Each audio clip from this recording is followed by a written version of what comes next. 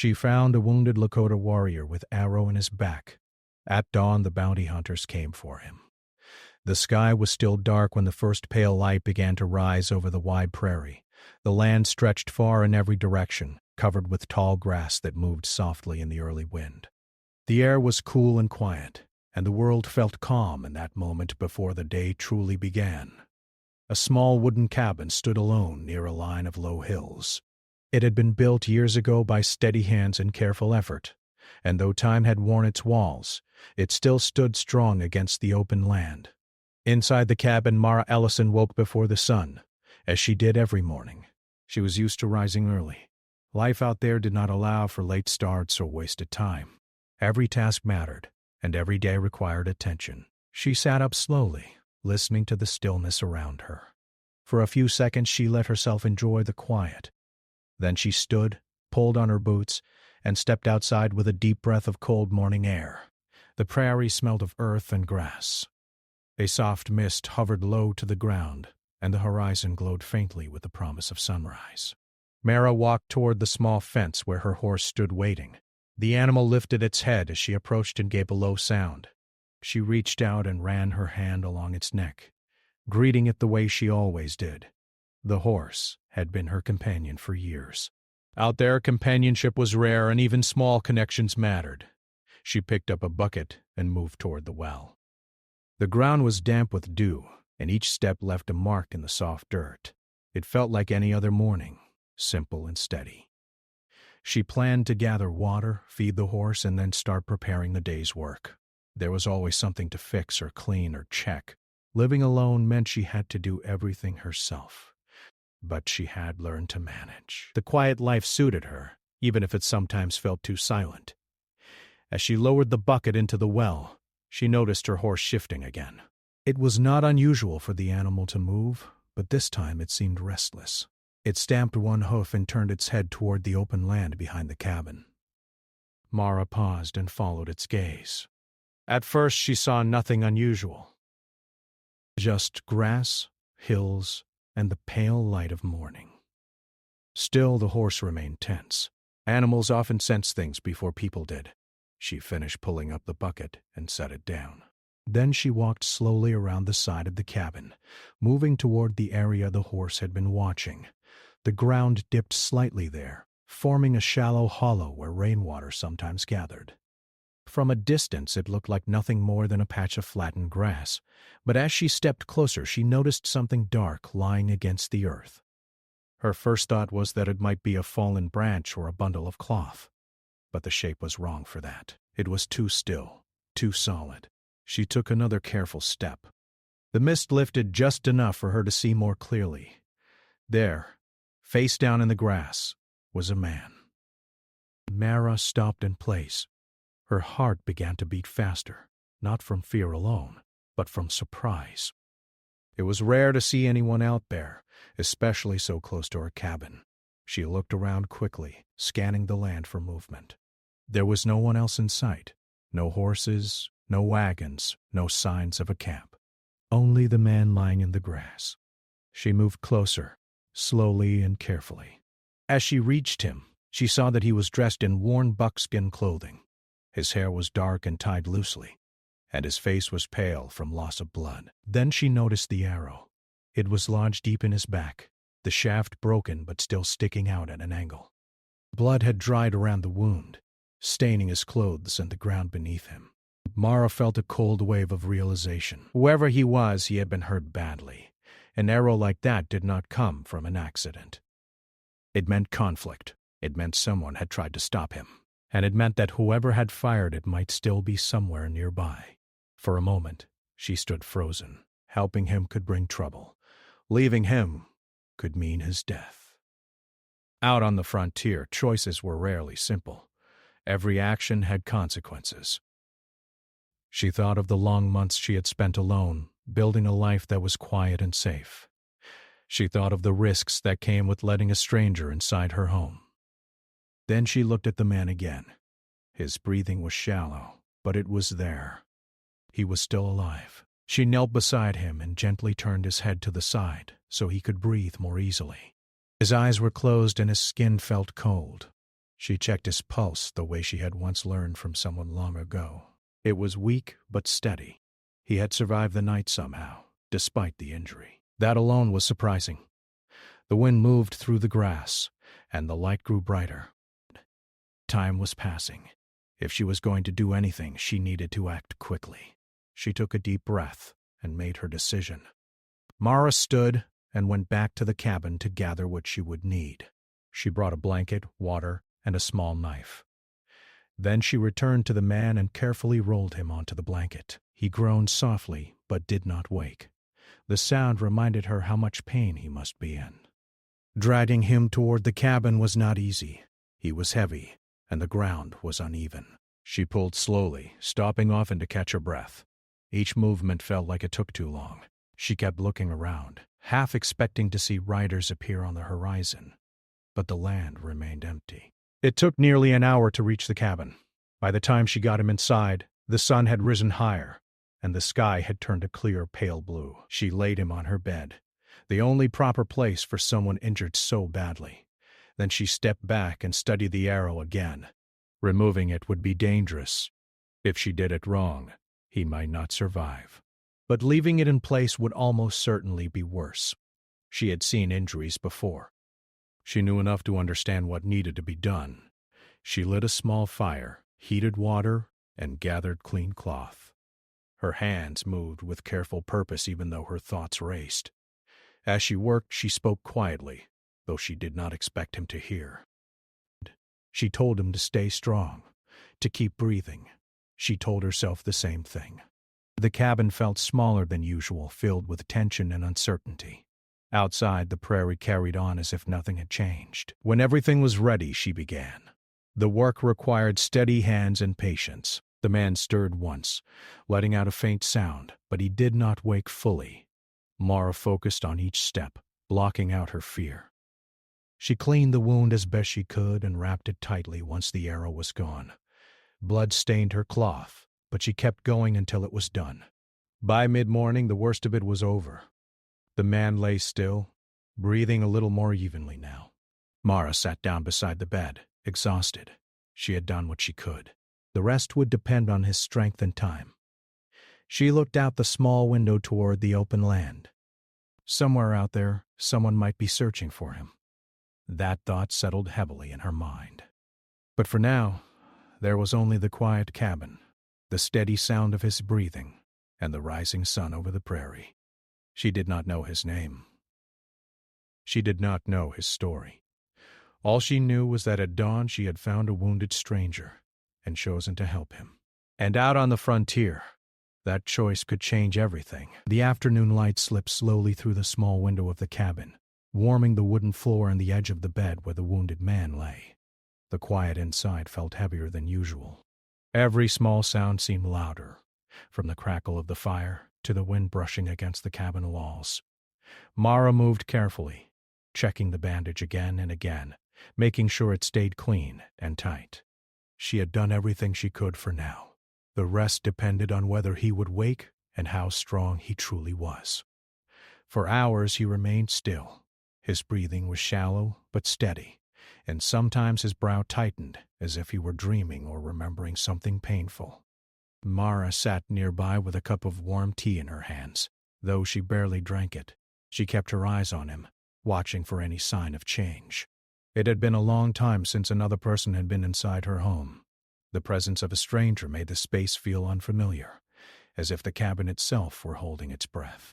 Outside, the sun moved across the sky, and the prairie slowly shifted from morning brightness to afternoon calm. The wind carried the soft sound of grass swaying. Normally, that sound brought comfort to Mara. It reminded her that life continued steadily, even in isolation. But today, the sound made her uneasy. It felt like a warning she could not fully understand. She stood and moved to the window, scanning the horizon. There were no riders, no signs of movement, nothing unusual. Still, she could not shake the feeling that someone might come searching. She returned to the bedside and dipped a cloth into cool water, gently pressing it against the man's forehead. His skin was warmer now. That could be a good sign or a bad one. Fever often followed wounds like his time. Not long after, he stirred. At first it was only a small movement of his hand. Then his eyelids fluttered. Mara leaned forward slightly, unsure whether to speak or stay quiet. Slowly his eyes opened. They were dark and alert, even through the haze of pain. He looked around the cabin with confusion, trying to understand where he was. When he tried to push himself up, a sharp breath escaped him, and he fell back against the bed. "Easy," Mara said softly.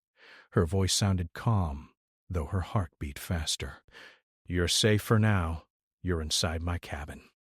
For a moment he did not speak. His gaze moved from the ceiling to the walls, and finally to her face. There was caution in his eyes, but also a quiet awareness. He seemed to understand more than he showed. "You were found outside," she continued gently. "You had an arrow in your back. I removed it and cleaned the wound. You've been unconscious since morning."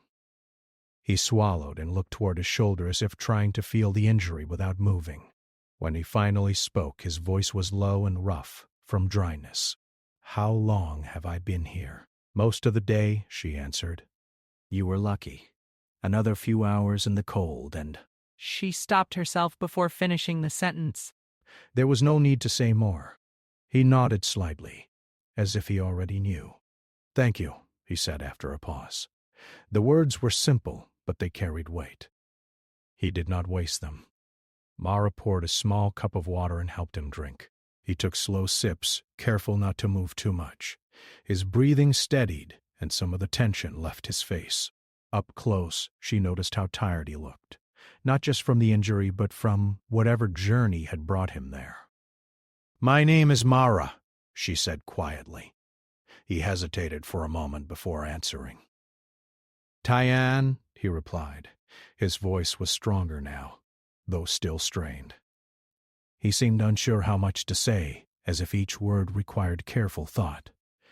They sat in silence for a while. The fire crackled softly, and the light in the room shifted as the afternoon wore on. Mara did not press him with questions. She knew that trust did not come quickly, especially in times like these. Instead, she focused on practical things. She checked his bandage again, brought him a small portion of food, and kept the room warm. As the hours passed, he stayed awake longer. His eyes followed her movements, always aware, always watchful. Even when he closed them to rest, his body remained tense, as if ready to react at any moment. Mara noticed this and wondered what he had been through before reaching her land. By evening, the sky outside had begun to turn golden. The light filtered through the window and touched the edges of the room. Tyann tried to sit up again, this time with more success. He moved slowly, wincing but determined. Mara stepped forward to help support him. He accepted the help without pride or protest. "You should rest," she said. "The wound is deep. Moving too soon could make it worse." "I know," he replied, "but I cannot stay long." His tone was calm, not ungrateful, just certain.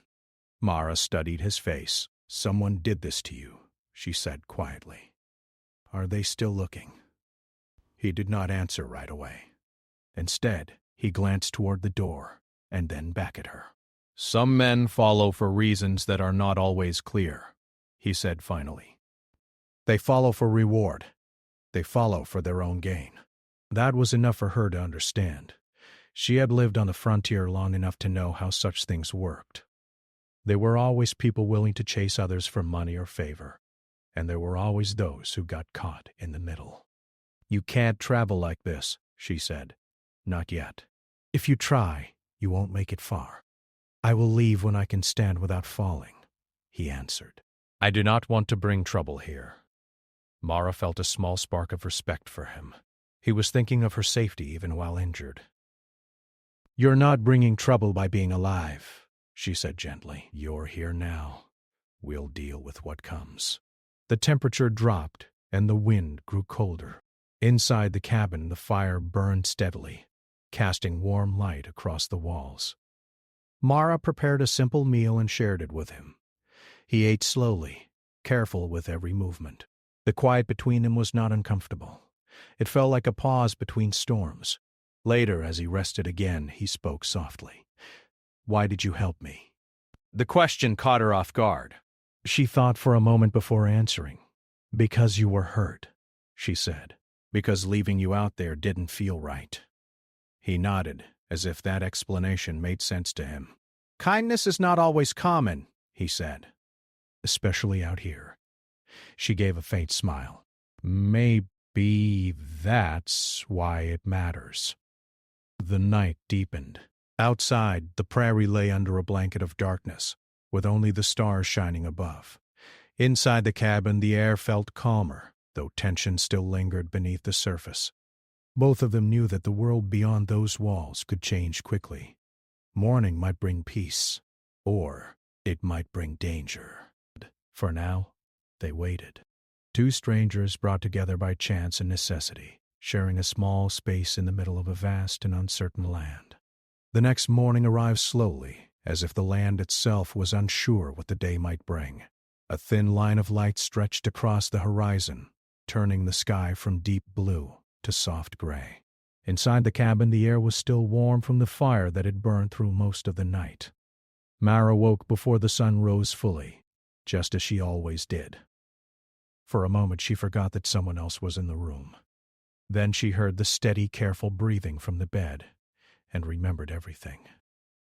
She sat up quietly, listening. The man, Tyan, was still asleep, though his rest did not look peaceful. His face held tension even in sleep, as if he were ready to wake at the slightest sound. Mara moved slowly so she would not startle him.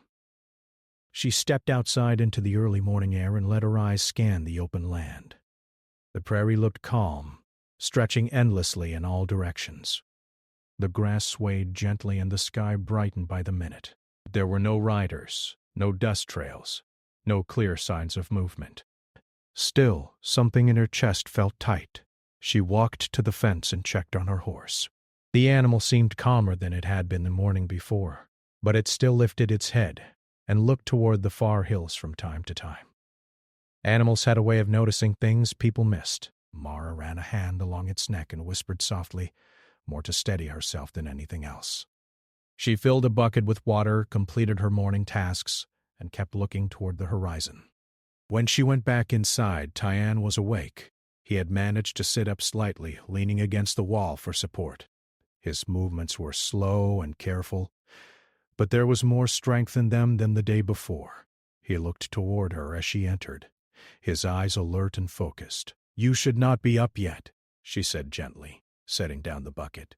"The wound still needs time." "I rested enough," he answered quietly. "I need to know what is happening outside." Mara understood. She pulled a chair closer to the bed and sat down. "It looks quiet," she said. "No one nearby, at least, not that I can see. But this land is wide. Someone could be out there, and we wouldn't know until they were close." He nodded slowly. "They follow carefully," he said. "They do not rush. They look for signs, small things that tell them where to go." The way he spoke made it clear he had been followed for some time. Mara studied his face. There was no panic in his expression, only steady concern. He seemed used to living with danger close behind him. That realization made her uneasy. It meant whatever trouble he carried was not new or simple. She brought him a small portion of food and helped him eat. He thanked her again, though she noticed he did not waste many words. He spoke only when needed, and when he did, his tone remained calm. After he finished eating, he asked for a little water to wash his face. She handed him a cloth, and he cleaned the dust and dried blood from his skin. It made him look more like someone who had once traveled with purpose, rather than someone who had collapsed in the grass. By mid-morning, he tried to stand. The first attempt failed, and he had to sit back down, breathing through the pain. The second time, he managed to rise with her help. He leaned on the edge of the table for balance, his back straight despite the injury. He took a few slow steps across the room. Each step looked difficult, but he did not stop. Finally, he returned to the bed and sat down again. "You're healing," Mara said. "But you need at least another day before you try to travel." He looked toward the window. "I do not know if we have another day," he replied. The words settled heavily in the room. Mara stood and walked to the window again. The land still looked empty. The sky was clear, and the wind carried only the usual sounds of the prairie. Yet something felt different. It was a quiet that did not feel peaceful. It felt like waiting. The hours passed slowly. They spoke little, conserving energy and thought. Mara kept busy with small tasks, but her attention stayed fixed on the outside world. Every time the wind changed direction or a shadow moved across the hills, she looked up quickly. Tyan noticed her unease but did not comment.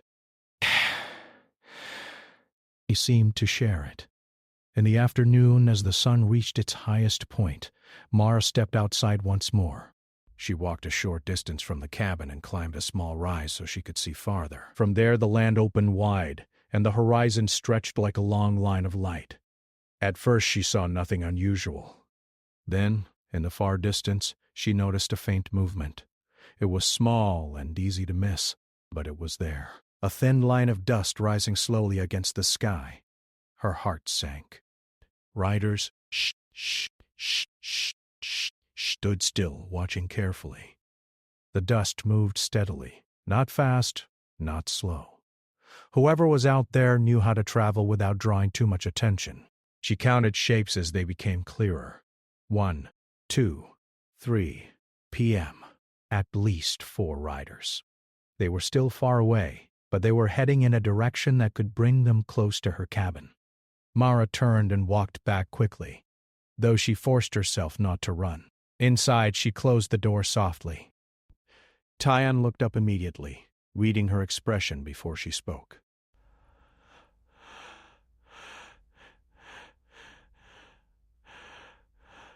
"Riders," she said. 4, maybe more.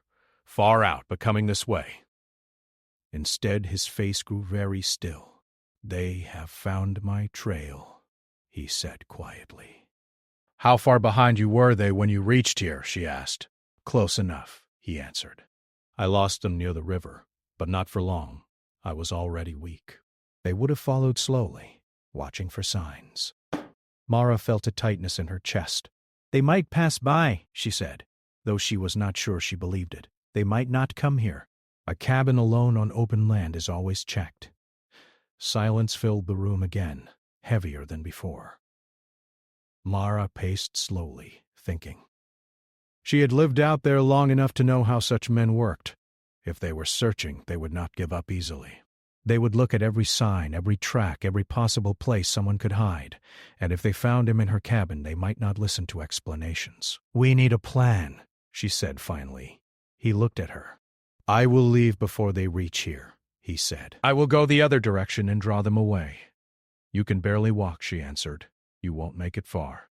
"They'll catch you in minutes." He did not argue, but he did not change his mind either. "I cannot stay and put you in danger." Mara stopped pacing and faced him. "You're already here," she said firmly. "If they were close enough to see your tracks, they might come here whether you leave or not. Running now could make things worse."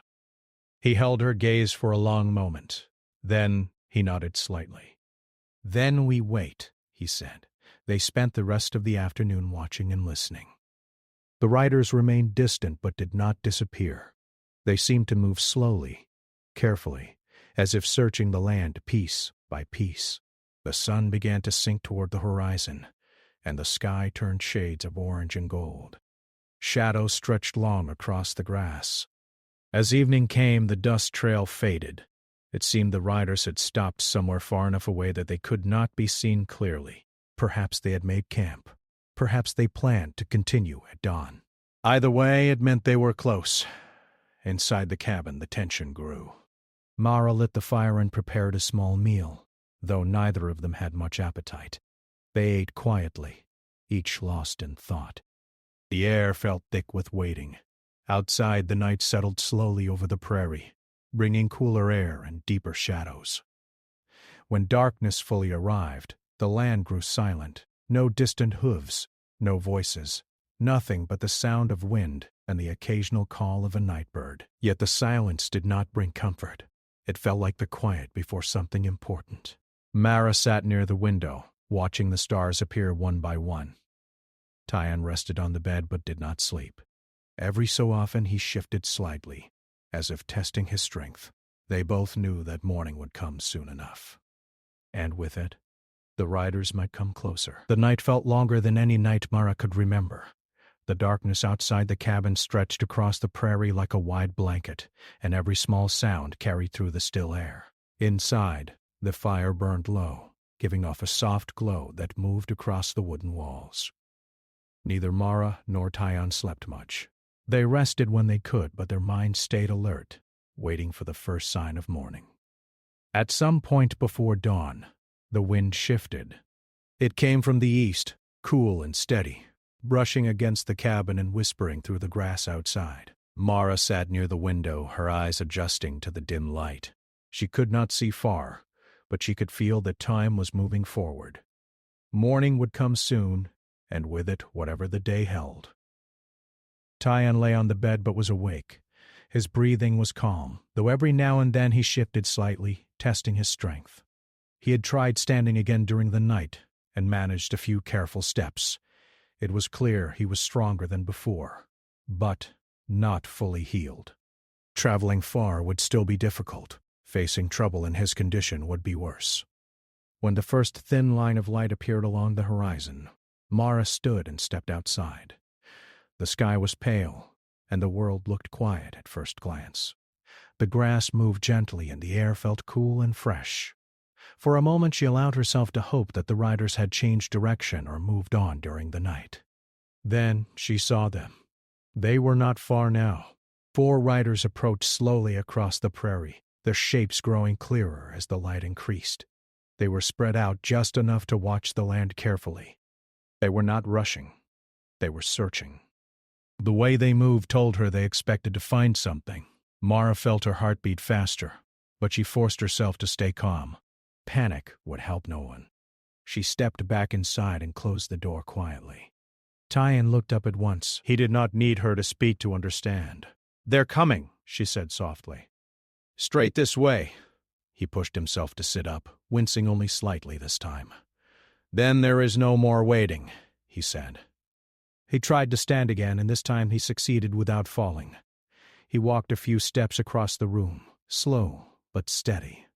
He picked up the small bundle of supplies Mara had prepared the night before. His movements were careful, but his expression was firm. He was ready to leave and draw the riders away from the cabin. Mara stepped in front of him. "No," she said. "You won't make it far enough." "They'll see you before you reach the hills.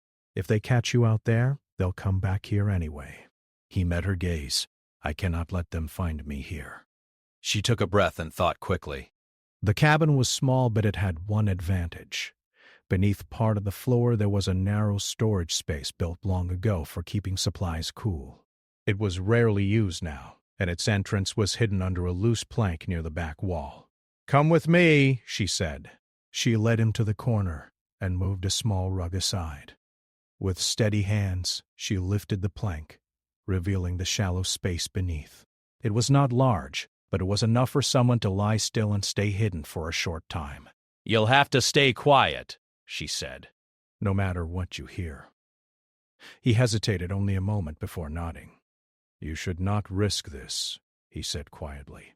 Mara gave a small, determined shake of her head. "Too late for that," she replied. With care, he lowered himself into the space. It was uncomfortable, and he had to lie on his side to fit, but he did not complain. She handed him a small cloth to cover his mouth if he needed to cough. Then she replaced the plank and set the rug back in place. From a distance, nothing looked unusual. A moment later, the sound of hooves reached the cabin. They stopped just outside. The silence that followed felt heavier than the noise that came before it. Mara wiped her hands on her skirt and walked to the door, steadying herself. A firm knock sounded. It was not loud, but it carried authority. She opened the door slowly. 4 men stood outside, their horses behind them. Their clothes were dusty from travel, and their expressions were sharp and watchful. One of them stepped forward slightly. "Morning," he said. His tone was polite, but his eyes were not. "We're looking for a wounded man. Passed through this area recently. You seen anyone like that?" Mara kept her face calm. "No," she answered simply. I haven't seen anyone. The men exchanged quick glances. Another one stepped closer and looked past her into the cabin. Mind if we take a look around? He asked. Refusing would only make things worse. She stepped aside. Go ahead, she said. They entered without hesitation. Their boots sounded heavy on the wooden floor.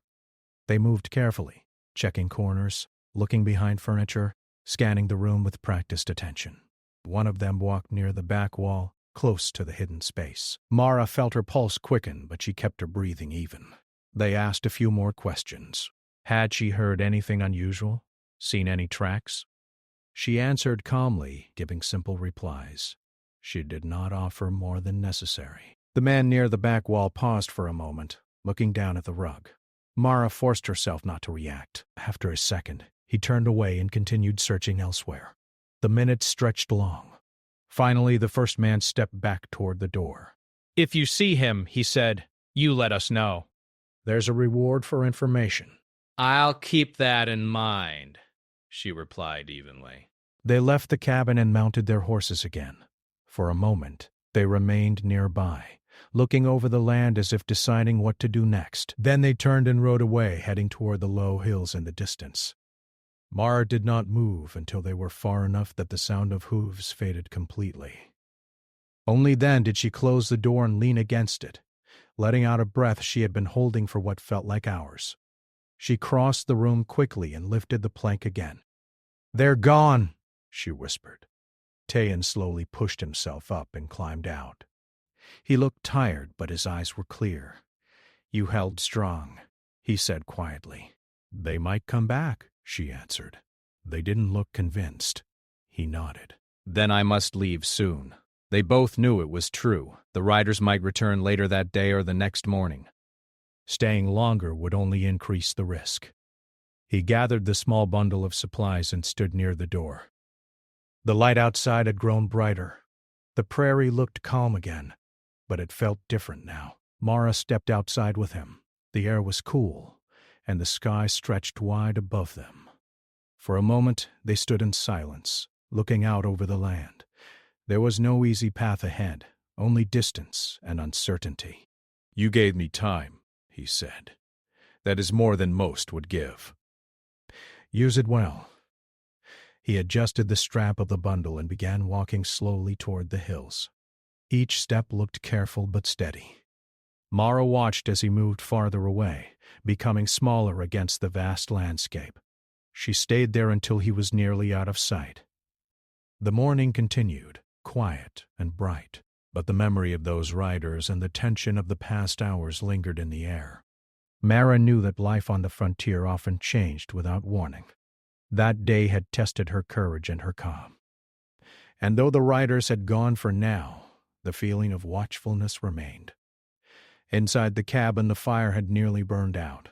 The room looked as it always had, simple and still. Yet something had shifted. She had faced danger and chosen to stand firm. Whatever came next, she knew she would remember that dawn for a long time. The morning after the riders had left arrived slowly, as if the prairie itself was holding its breath. The sky stretched wide and pale above the rolling grasslands, and the wind moved gently, rustling the tall blades with soft whispers. Mara rose early, as always, and stepped outside. The cabin felt quiet, even peaceful, but her mind stayed alert. She knew that danger could return at any time, and that life on the frontier was never truly calm for long. She went about her morning routine with careful movements. She checked the horse, drew water from the well, and looked toward the hills in the distance. The land seemed empty, but Mara knew better than to trust appearances. Someone could be hiding behind a rise or moving quietly through the grass. She had learned long ago that vigilance and patience were essential for survival.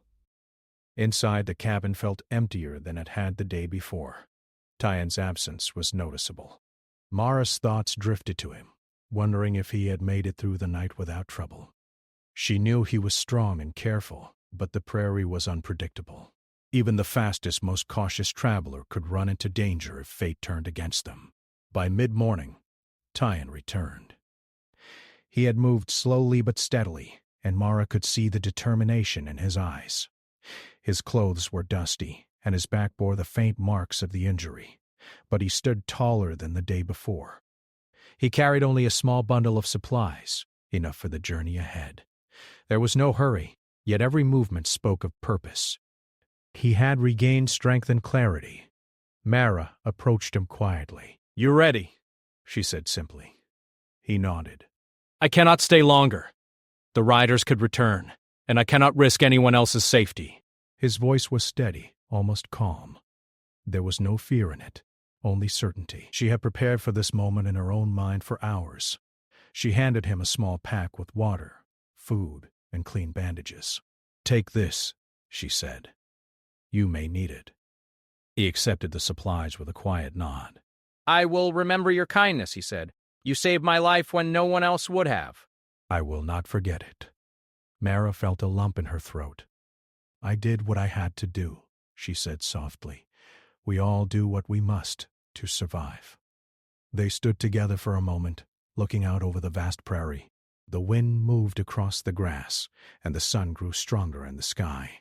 The land looked calm, yet both knew that appearances could be deceiving. Mara thought of the hours of waiting, the tension of the riders' search, and the quiet courage it had taken for both of them to remain steady through it all. Tyan adjusted the strap of his small pack. He took a deep breath, feeling the air fill his lungs, and then began walking. Each step was careful, deliberate, and measured.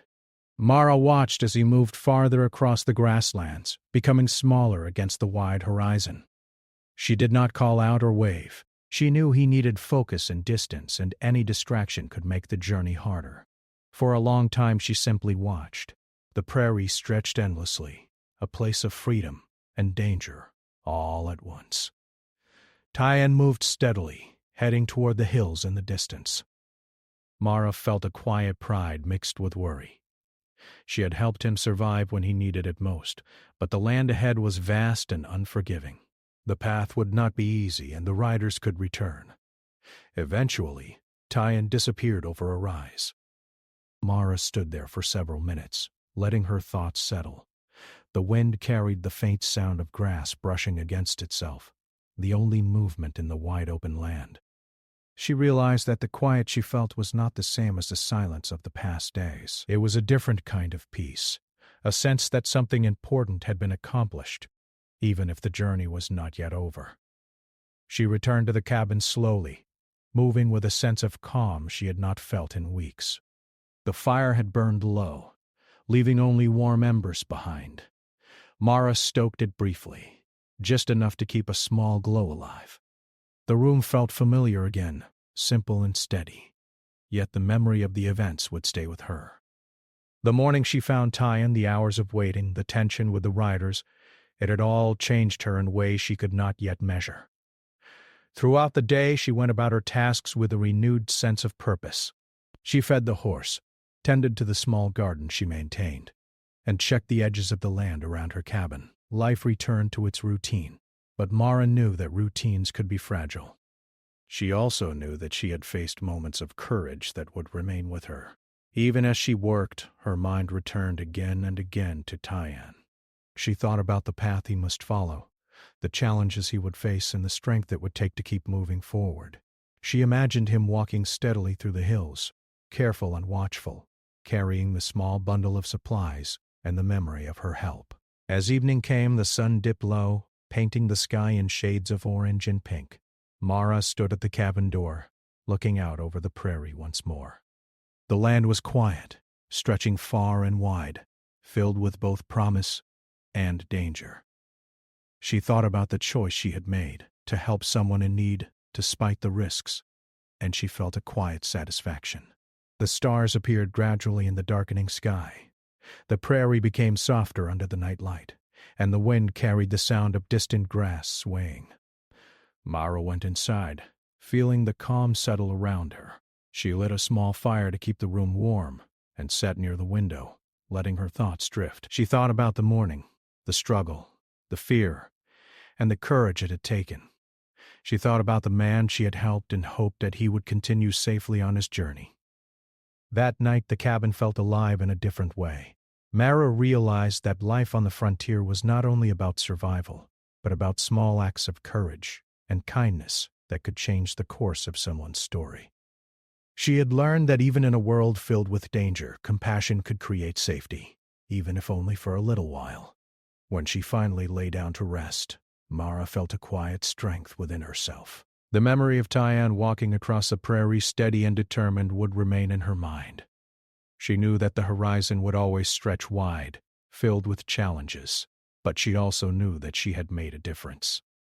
And as she drifted into sleep, she understood something deeper. That on the vast and unpredictable frontier, survival depended not just on strength or skill, but on courage, patience, and the willingness to act when it mattered most. That dawn, when she had found a wounded stranger and chosen to help him, had changed everything. It had reminded her that even in a harsh and lonely land, kindness and bravery could light the way forward. The next day, the prairie would be the same as ever, wide, open, and endless. But for Mara, it would carry the memory of a choice, a life saved, and a lesson in what it meant to truly stand firm when it mattered. And somewhere across the hills, Tyann would carry the same memory, moving steadily toward safety, strengthened by hope and the quiet bond of trust between two strangers brought together by fate.